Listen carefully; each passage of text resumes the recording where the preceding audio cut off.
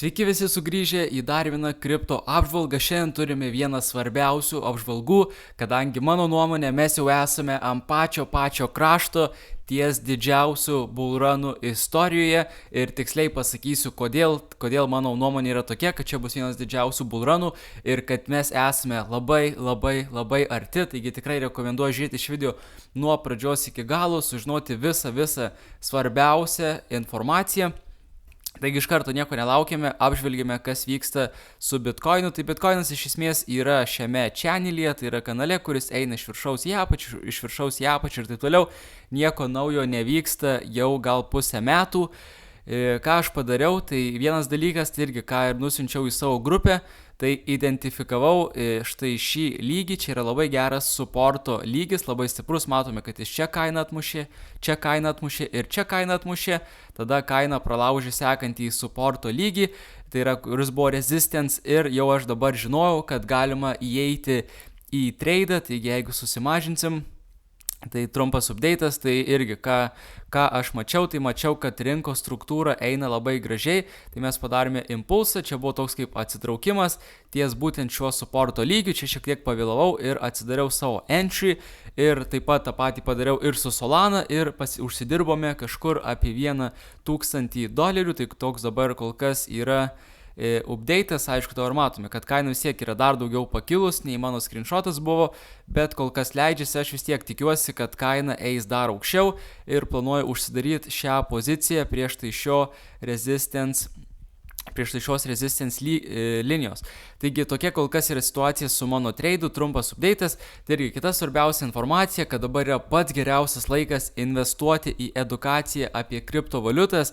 Tai kaip pasirinkti geriausius projektus, kaip prekiauti, kaip užsidirbti rezultatus, tai irgi tiem, kas nori išmokti profesionaliai prekiauti, profesionaliai investuoti, pasižiūrėkite linkus apačioje, mes siūlome profesionalius, pažangiausius Lietuvoje mokymus, kur žmonės išmoksta, kaip užsidirbti, kaip padauginti savo kapitalą ne 10 ar net 20 kartų, taigi rekomenduoju pasižiūrėti mokymus ir dabar keliaujam toliau į apžvalgą ir pasižiūrim, kada tęsis šis bullrunas ir kodėl jis bus toks didelis ir jis tiesiog visus labai nustebins. Taigi pats pirmas dalykas, tai yra irgi duoti kontekstą, tai kad mes labai daug išgyvenom per šitus pusę metų. Mes išgyvenom Vokietijos vyriausybės bitkoinų pardavimą, tai vyriausybė pardavinėjo ten daug bitkoinų, kaip atsimenate šitą, kas irgi labai numušė kainą, bet jau viskas. Jie buvo silpnos rankos, jie neišlaikė bitkoino ir jie pardavė ir kažkas kitas jį nusipirko. Viskas, jis numušė kainą, bet mes tai išgyvenome, jie bitkoinų jau nebeturi ir nebepardavinės. Mt. Gox, viena didžiausių kriptovaliutų keityklų iš Japonijos, kuri bankrutavo ir turėjo išmokėti savo kreditoriam, tai reiškia turėjo parduoti didžiulius kiekius bitkoinų. Ir jie irgi redistributino, tai reiškia jau išpardavė, atsiskaitė su savo, ten gal ne iki pat galo, bet jau kažkur gal 90% atsiskaitė su savo kreditoriais. Tai irgi vėlgi rinka viską susiurbė, tai buvo didžiulis neigiamas dalykas, nes jie tiesiog didžiulis pardavėjas rinkoje atsirado ir mes tą viską išgyvenome ir judėjome toliau. Tai buvo Black Monday, tai čia buvo Japanese Carry Trade, tai irgi Japonijos bankas pakėlė palūkanas ir nukrešino visas rinkas ir savo rinką ir visas kitas rinkas ir kriptovaliutų rinką. Tai tą irgi išgyvenom. Ir dabar jau žinome, kad greitų metų jie nekels palūkanų daugiau. Kitas dalykas, vėlgi, ten vyriausybė irgi, Amerikos vyriausybė didžiulius kiekius judino bitkoinų, mes tai išgyvenome taip pat recesijos baimės. Labai svarbu suprasti, kad šie dalykai mums bullrun'e būtų pakenkę, nes atsiranda vis kažkoks neigiamas dalykas ir jis būtų pamažinęs kainą per bullrun'ą. Bet mes jau išgyvenome tokius didžiulius įvykius kriptovaliutų istorijoje, ir kurie buvo labai neigiami kainai ir viskas. Mums dabar jau beveik niekas nebestabdo.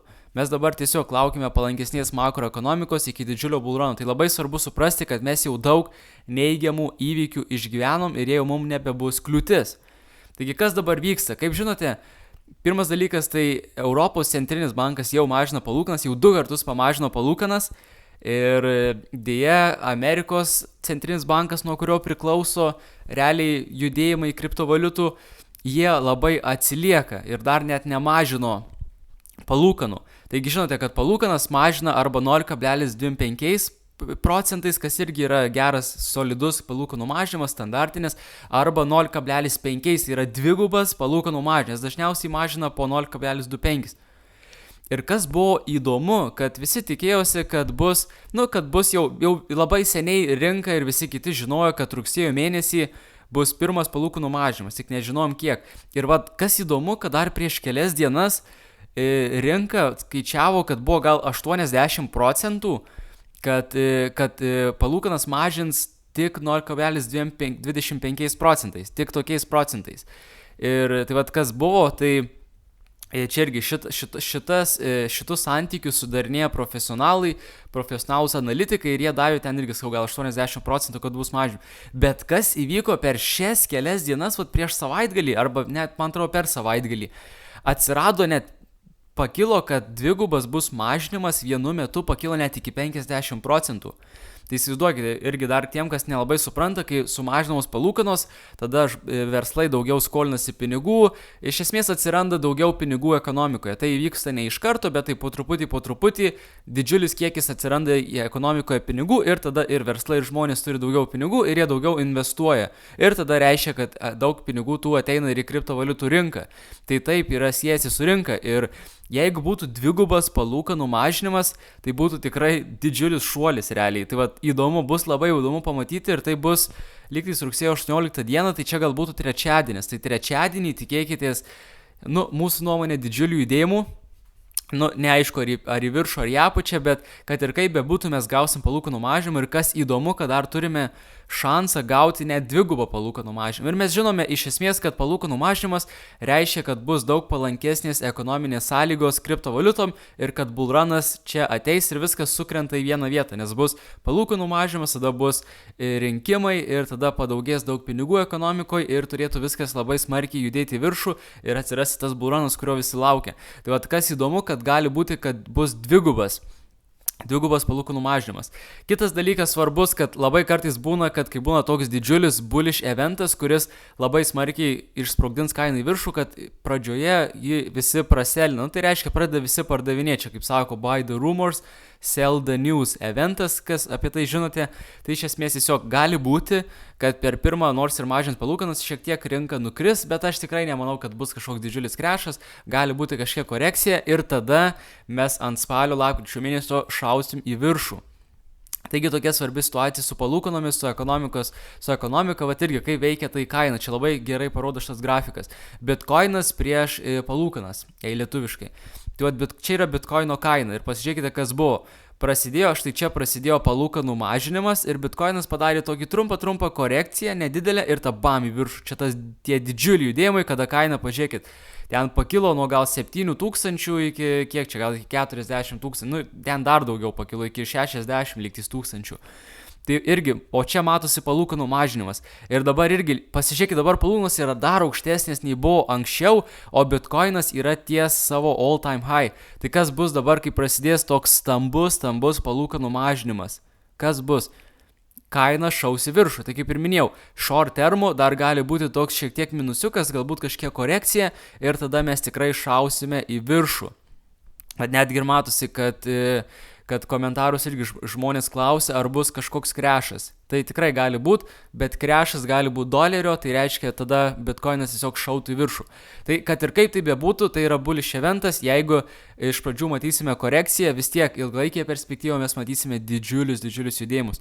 Tada vėlgi, grįžtame prie bitcoino ETFs įplaukų, jau seniai stebėjome šias įplaukas, taigi pasižiūrim dar kartą, tai irgi, kai buvo tas visas neigiamas sentimentas, mes turėjome minusinę savaitę, tai matome, kad nemažai buvo išplaukų.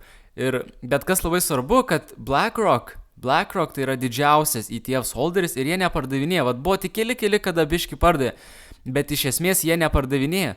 Tai jie žino, kas laukia. Jie yra didžiausia Amerikos institucija ir jie neparduoda savo bitcoino. Tai ką tai reiškia, kodėl jie neparduoda? Neparduoda, nes nusimato didžiuliai judėjimai.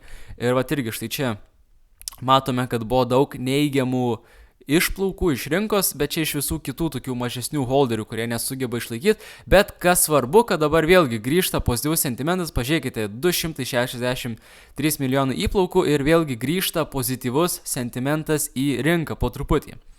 Kitas labai svarbus dalykas – bitcoinų adresai, kurie turi daugiau nei 0,1 bitcoino. Tai reiškia, šiokia tokia jau didesnė suma investuota į bitcoiną pasiekė all time high, tai yra jau virš 4 milijonų adresų aktyvių ir matome, kad ji pakilo dar į viršų. Ir tai vėlgi tai parodo, kad paklausa Bitcoino nekrenta. Paklausa nekrenta, ji tik kyla. Tai paklausa ateina ir iš retailo, iš žmonių tiesiog, kurie laiko adresus, ir ji ateina iš banginių, ir ji ateina iš ETFs. Tai irgi yra iš žmonių, kurie perka Bitcoiną per savo institucijas. Tai irgi matome, kad ateina daug paklausos. Tai paklausa niekur nedings, tai bus mažinamos palūkanos ir bus didžiulė paklausa. Tai tą jau yra svarbu suprasti. Tada kitas dalykas, M2 supply tai yra tiesiog pinigų, kiek yra ekonomikoje. Tai kaip ir minėjau, kai būna palūkanų mažinimas, tada padaugėja pinigų ekonomikoje ir tie pinigai kažkada įplaukia į rinką. Ir matome, kad M2 supply, kad ir kur pasižiūrėsi, ji didėja. Tai M2 supply tai tiesiog yra bendras pinigų kiekis, bendra pinigų pasiūla ir jis smarkiai didėja, kyla į viršų. Tai tas truputį užims laiko, bet jis kyla ir tie pinigai tikrai atplauks į rinką, patikėkit manim. Ir kitas labai svarbus dalykas, Bitcoino vidutinės grąžos kiekvieną mėnesį. Čia yra informacija nuo 2010 metų iki 2024 metų, tai tai yra 14 metų Bitcoinų judėjimų. Tai yra labai solidi informacija, solidus grafikas ir mes matome, kad čia yra September, tai čia yra rugsėjas. Tai dabar rugsėjas, kad dažniausiai būna minusinis ir netgi dabar turime minusinį rugsėjį, mes padėjome aukščiau, bet dabar jau po truputį judame į viršų, vėlgi tai tas minusas mažesnis, bet mes visgi dar esame minuse palyginus nuo mėnesio pradžioj. Ir pasižiūrėkite į spalio ir lapkričio mėnesis. Plus 30 vidutiniškai procentų turim, tai būna ir daugiau procentų, būna ir mažiau, bet vidutiniškai plus 30% o lapkritį plus 37. Tai vėlgi dar vienas įrankis mums istorija sako, kad kriptovaliutų rinka turėtų smarkiai pradėti judėti ir mes jau dabar, kaip ir minėjau, matėme čia šiokius tokius judėjimus. Einame į dienos grafiką ir, pavyzdžiui, aš sugebėjau pasidaryti iš to pinigų vien tik iš šių mažų judėjimų, tai aš sakau, dar laukiu didesnių judėjimų iki viršaus, tada užsidarysiu savo poziciją ir manau, kas dabar bus, kad, kaip ir minėjau, gali būti šiokia tokia korekcija, galbūt iki čia, galbūt iki 50 000, bet nemanau, kad žemiau, nes pasižiūrėkite, kaip yra superkamas šis lygis, tik kaina nukrenta ir iškart pašoka nuo šio lygio, tai reiškia tiesiog superkamas lygis, tai aš manau, kad bus tiesiog kaina galimai nukris iki šio lygio arba čia kažko gal niekur nenukris ir tada bam, po truputį judėsime į viršų, ateis spalio mėnesis ir jau būsime arba ties štai šiuo resistance arba pralaušime pagaliau šį resistance lygį ir tada tikrai judėsime į viršų ir galbūt net iki sausio pasieksime kažkur apie 100 000, tikrai gali būti. Ir dar vienas svarbus dalykas, pavyzdžiui, Bitcoinas seka S&P ir seka auksą ir pasižiūrėkite į S&P.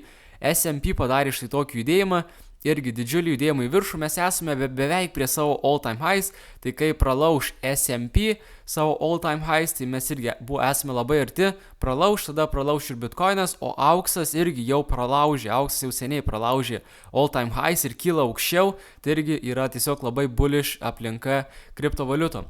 Taigi tiek šiai apžvalgai, rekomenduoju dabar pradėti mokytis, pradėti investuoti į save, tai yra labai svarbu ir ši investicija, kurią padarysite dabar į save, tai yra pats geriausias momentas, nes po to vėl reikės laukti kito bullruno, taigi pasižiūrėkite linkus apačioje ir tiek šiai pamokai, spauskite subscribe ir susitiksime kitose apžvalgose, kitose pamokose.